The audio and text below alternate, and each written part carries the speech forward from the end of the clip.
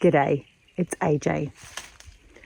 Do you and your people and your company culture need healing?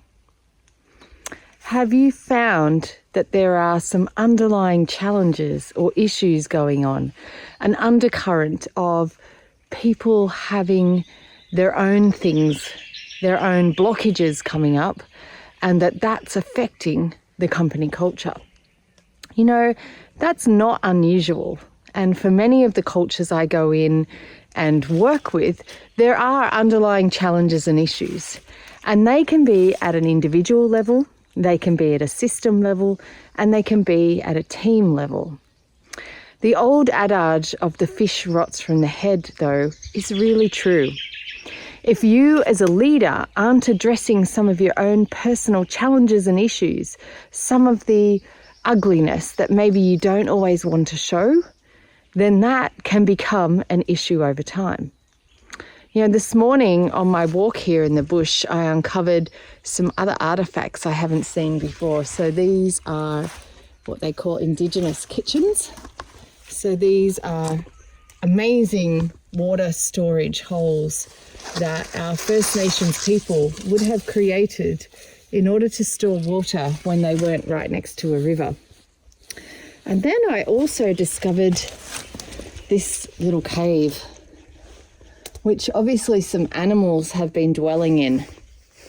And it really reminded me of what I'm talking about, and that is becoming the best version of yourself isn't always about just polishing a stone. Becoming the best version of yourself isn't about just working on your strengths.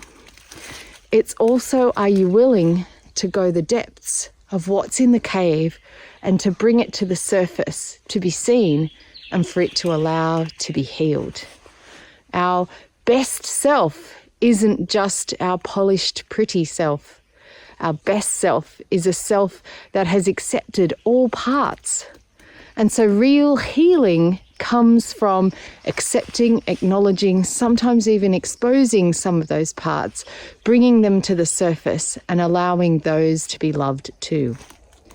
So where are your staff at? Where's your culture at? Are you only taking a strengths-based approach? Have you only been working on what's good?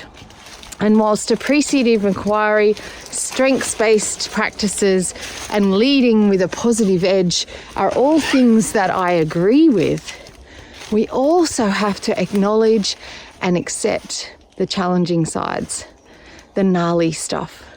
The more we can bring that to the surface and have it accepted and acknowledged, the more our staff and our culture and our teams can move on from things, can feel accepted and seen and heard. So where are you hiding out as a leader?